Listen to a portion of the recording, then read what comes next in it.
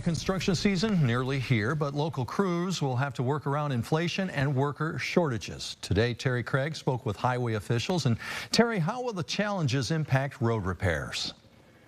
I spoke with a local county leader and the state, and they say that despite rising costs, they're working to keep roads in good condition. Park County has 700 miles of road.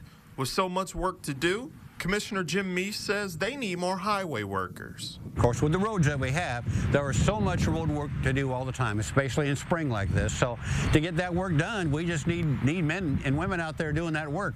Meese says some patching and repair work is going on around the county. He says the cost to pave a mile of road has nearly doubled.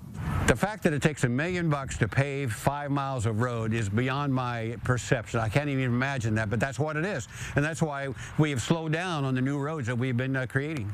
On the state level, INDOT officials say they're managing inflation. A portion of a statement from INDOT reads, "Costs are up across most industries, not just in construction. INDOT has not had to cancel any projects due to inflation, but we have seen higher material costs and bids from contractors as a result." As for now, Meese thanks the work of highway officials. He says they're working around the clock to keep your roads safe. I'd like people to know that the highway department is out every day. They're patching a road someplace every day. We have 4 patching machines, try to stay in each quadrant of the county.